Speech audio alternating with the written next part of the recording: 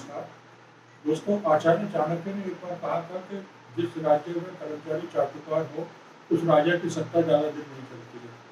लेकिन अब ठीक इसका उल्टा हो रहा है। आज मैं बताता हूँ आपको कैसे। आपको याद होगा, योगी आदित्यनाथ गाज़ियाबाद में आए थे। गाज़ियाबाद, नोएडा, पूरे मेरठ मंडल का उन्होंने दौरा किया था। उससे एक दिन पहले तक गाज़ियाबाद में जो नए संक्रमितों की संख्या आ रही थी, वो करीब 700, 800, 1000 इस रेंज में आ रही थी। लेकिन उसके बाद जिस दिन योगी जी यहाँ पर आए, उस दिन अचानक इनकी संख्या घटकर 250 हो गई और उसके बाद अगले 2-3 दिन से लगातार ये संख्या 250 से 350, 400 के बीच में रही है। एक दिन ज़रूर 500 के ऊपर क्रॉस की थी। तो हम सभी को ये लग रहा था कि गाज़ियाबाद में कोरोना खत्म हो गया या संक्रमण की रफ्तार कम हो गई है, क्योंकि डिस्चार्ज होने वाले आदमी बढ़ रहे थे और नए संक्रमित आ रहे थे बहुत कम। अब कल क्या हुआ कि कल शाम को जो रिपोर्ट आई, रिपोर्ट ये लखनऊ से आती है, राज्य स्वास्थ्य विभाग रिपोर्ट भेजता है। हमारे पास ये रिपोर्ट लगभग 3 साढ़े 3 बजे आ जाती है। हमारे एक पाठक ही हैं गाज़ियाबाद 365 के, जो हमें लखनऊ से पहले रिपोर्ट मंगवा के भेज देते हैं।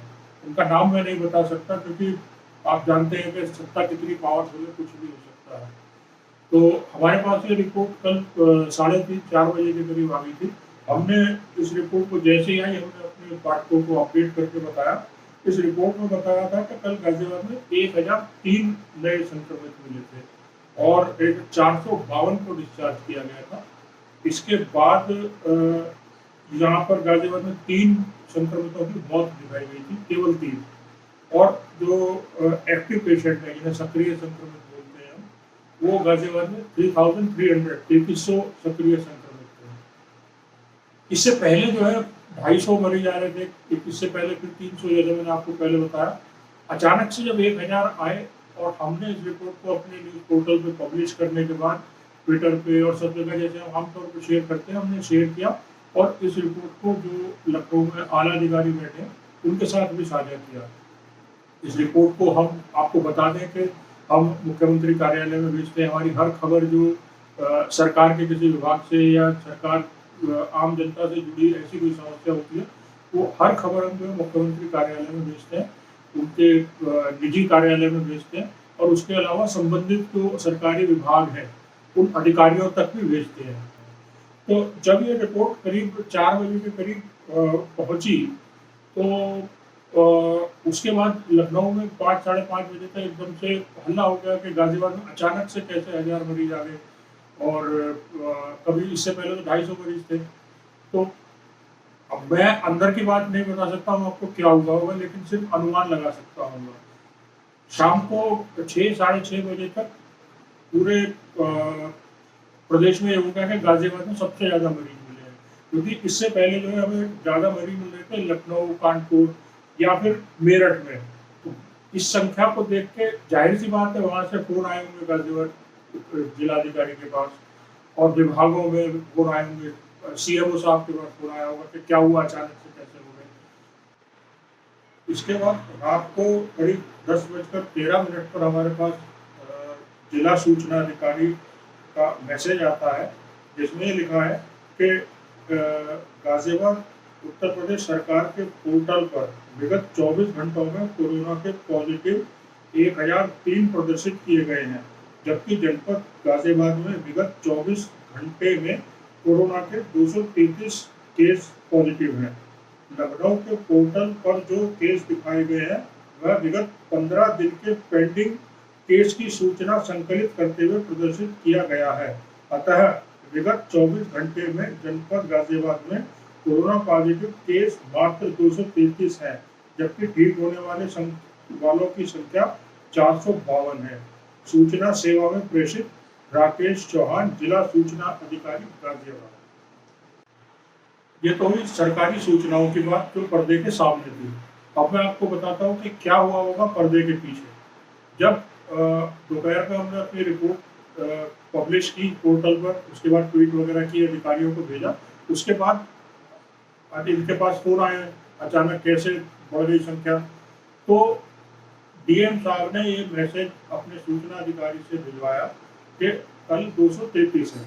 इसमें ये कह रहे हैं कि पिछले 15 दिनों की संकलित रिपोर्ट है ये, मतलब 15 दिन पहले के पेंडिंग जितने भी मरीज थे वो कल इन्होंने अपडेट कर दिए। इसका क्या ये मतलब नहीं कि मुख्यमंत्री जब गाजियाबाद में आना दौरा तय हुआ था, जब इस दौरे की घोषणा हुई थी, तो क्या उस समय से इन्होंने जानबूझ के रिपोर्ट अपडेट करना बंद कर दिया, अपनी मर्जी से मरीज जितने चाहे उतने दिखाए, ताकि जब मुख्यमंत्री गाजियाबाद में आए तो उन्हें उतनी ज्यादा संख्या नए मरीजों की ना दिखाई दे। और अब जब 3-4 दिन के पास इनके इकट्ठे पेंडिंग हो गए हैं, उसके बाद इन्होंने एक साथ सब अपडेट कर लखनऊ भेजे, लखनऊ ने उसे अपडेट कर दिया। ये खाली आपको नए संक्रमितों की संख्या नहीं है, इसके साथ साथ आपको डेली कोविड मौतों के बारे में भी कितनी संख्या एक्चुअल में होती है, कितने सरकारी रिपोर्ट में दिखाई जाती है, दोनों में बहुत अंतर रहता है। इस तरह ये गाजियाबाद की जनता से खिलवाड़ कर रहे हैं, और आज से नहीं, ये पिछले साल से जब से संक्रमण शुरुआत हुई थी तब से कभी भी इन्होंने ठीक रिपोर्ट अपनी अपडेट नहीं की है। इस रिपोर्ट में एक और झोल है, वो मैं आपको बताता हूँ, और आप शायद जो भी जिसके घर में किसी ने कोविड टेस्ट कराया होगा वो मेरी बात की सच्चाई को जानेगा। जब ये आप कभी कोविड टेस्ट करा रहे हैं, फिलहाल पिछले 2 महीने में कभी भी आपने कोविड टेस्ट कराया हो, कोविड की रिपोर्ट आने में कम से कम 48 घंटे लग रहे हैं। अब स्थिति थोड़ी जब से थोड़ा संक्रमण कम हुआ है लॉकडाउन के बाद तो सुधरी है, अदरवाइज 48 से 52 घंटे 56 घंटे इस तरह से टाइम लग रहा था रिपोर्ट आने में। लेकिन हमारे पास जो आंकड़े आ रहे थे वो हर 24 घंटे के हिसाब से आ रहे थे। जब भी इनकी जो रिपोर्ट आती है, मैं आपके साथ स्क्रीनशॉट शेयर करूंगा इसका, जब भी ये रिपोर्ट आती है तो इसमें ये लिखा जाता है विगत 24 घंटे के नए संक्रमित। अब आपने आज टेस्ट कराया है, आपकी रिपोर्ट जो है वो अगले 48 घंटों के बाद आएगी। वो 48 घंटे के बाद जब आपकी रिपोर्ट सरकारी रिकॉर्ड में चढ़ेगी तो क्या उसे मैं उस दिन की रिपोर्ट पॉजिटिव मानूंगा या 48 घंटे पहले की रिपोर्ट मानूंगा, ये आज तक क्लियर नहीं हुआ है। इसके अलावा इस रिपोर्ट में से आंकड़े शामिल होते हैं जो सरकारी लैबों के होते हैं। गाजियाबाद में जिले में और नोएडा में कितनी ऐसी लैब्स हैं जो प्राइवेट टेस्ट करती हैं, उनकी रिपोर्ट्स इसमें शामिल है नहीं है इसके बारे में कोई नहीं बताता है। हम डीएम अजय शंकर पांडे जी से पिछले संक्रमण में बात करनी शुरू की थी, उनसे clarification day to day basis पे लेते थे, तो उन्होंने जो है हमारा नंबर ब्लॉक कर दिया। ना वो हमें फोन उठाते थे, ना हमारा व्हाट्सएप देखते थे, हमारे पास कोई संसाधन नहीं था। और आपको ताज्जुब होगा कि जो मुख्य चिकित्सा अधिकारी है वो आज भी फोन नहीं उठाते हैं। और ये समस्या मेरे साथ नहीं है, ये आम जनता के साथ, हर किसी के साथ है, इनके फोन कभी उठते ही नहीं है। उसके बावजूद भी ना तो इन अधिकारियों को कोई कार्रवाई करता है, ना कुछ ऐसा कोई नया काम ये कर रहे हैं जिसकी वजह से लगे कि नहीं भाई इनमें 4 अच्छाई है और चलिए ये तो कोई छोटी मोटी बात है, इसको तो नजरअंदाज किया जा सकता है। तो ऐसा भी कुछ खास नहीं दिख रहा। तो ऐसा क्या कारण है जो कि हम गाजियाबाद के लोग जो है, जो एक सबसे बड़ा इंडस्ट्रियल एरिया में यूपी में आता है, सबसे ज्यादा रेवेन्यू देने वाले डिस्ट्रिक्ट्स में आता है, एनसीआर का सबसे बड़ा एक बड़े शहरों में माना जाता है इसको, तो गाजियाबाद वालों की ऐसी क्या गलती है कि उन्हें ऐसे अधिकारी मिलते हैं जिनको जनता की फिक्र नहीं होती, अपनी कुर्सी बचाने की ज्यादा फिक्र होती है। वो अपनी कुर्सी बचाने के लिए जो है न सिर्फ गाजियाबाद की जनता को धोखा दे रहे हैं बल्कि अपने उन आकाओं को भी धोखा दे रहे हैं जिनकी वजह से वो गाजियाबाद में पोस्टिंग पाए। इन सब बातों का सबको पता है, गाजियाबाद के जितने भी विधायक हैं उन्हें पता है। हमारे राज्य स्वास्थ्य मंत्री जो है अतुल कुमार जी, वो खुद गाजियाबाद से हैं।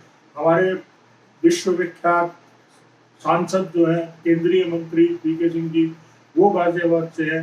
इन सबको पता है गाजियाबाद में क्या हो रहा है, लेकिन इस विषय पर कोई भी बात करने को तैयार नहीं होता कि क्यों आखिर गाजियाबाद के अधिकारी अपनी जिम्मेदारी नहीं समझ रहे हैं। ऐसा कब तक चलेगा? क्यों गाजियाबाद की जनता इन सब अधिकारियों को झेल रही है? आखिर क्या दोष है गाजियाबाद की जनता का? एक बार जरा इस पर सोचें। हमें किसी से कोई व्यक्तिगत लड़ाई नहीं है, किसी से कुछ झगड़ा नहीं है।